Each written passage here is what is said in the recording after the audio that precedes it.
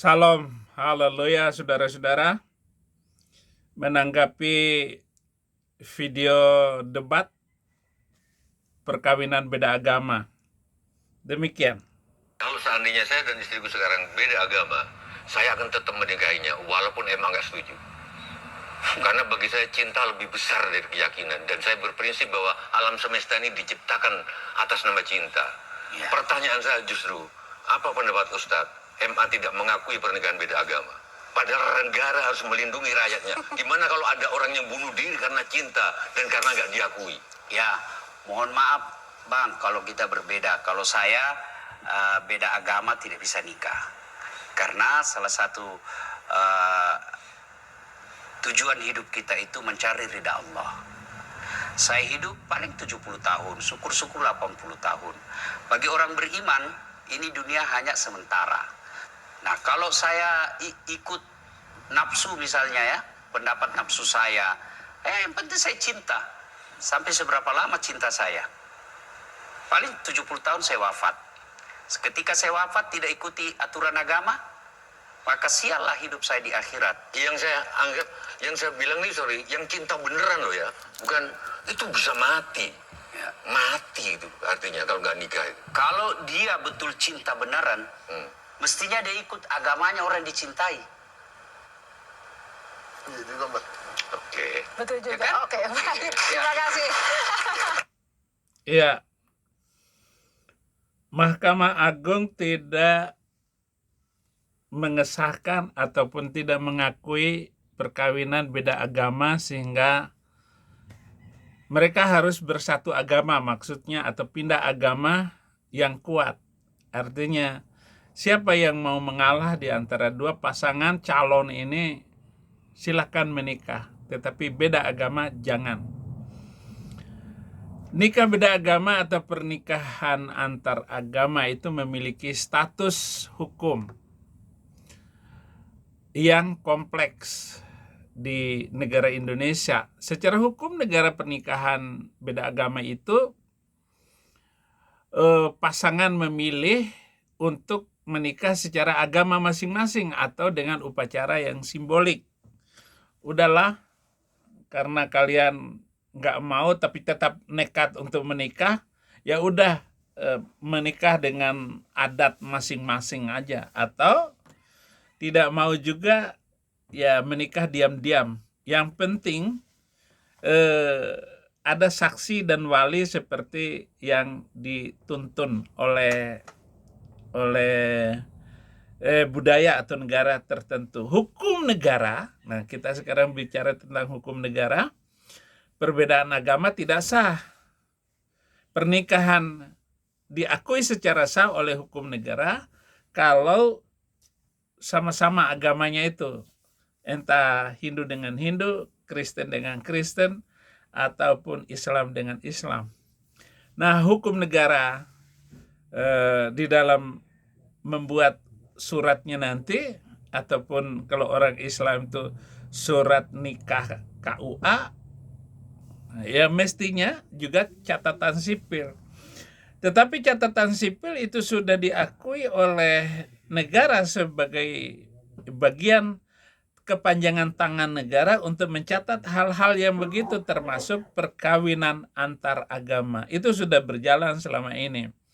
Nah, bagaimana dengan upacara perkawinannya? Pasangan menikah beda agama bisa memilih untuk secara agama masing-masing yang sah. Jadi malam ini atau hari ini menikah di KUA, besoknya menikah di gereja. Terserah, yang penting nikah agama sah adanya, tetapi tidak diakui oleh negara. Di agama masing-masing diakui, memang tidak diakui oleh negara, asal nanti sungguh-sungguh bahwa kalian dalam punya anak, terserah mau jadi apa. Tetapi rata-rata orang yang beda agama di dalam membesarkan anaknya, memang anaknya agak pusing menghadapi, apalagi menghadapi di kampung halamannya, di sekolahnya.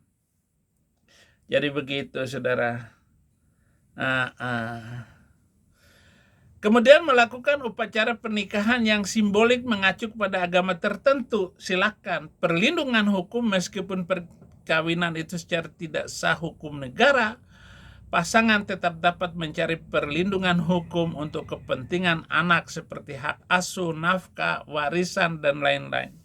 Supaya anaknya tidak supaya anaknya tidak kacau. Dan hukum Islam dan pernikahan beda agama bagaimana? Itu fatwa MUI, Majelis Ulama tahun 2005. Jadi sudah 25 tahun yang lalu. 20 tahun yang lalu menegaskan bahwa perkawinan beda agama adalah haram dan tidak sah. Ketetapan MUI ini bertentangan, kalau saya ini pandangan saya, bertentangan dengan Al-Quran Al-Maidah ayat 5 yang membolehkan laki-laki muslim menikah dengan wanita Yahudi ataupun wanita Kristen. Di sana dikatakan ahlul kitab. Dan yang kedua, dipertimbangkan ini, pertimbangkan dengan baik-baik saudara-saudara. Sejarah sepanjang Nabi menikah dengan 3 wanita Yahudi.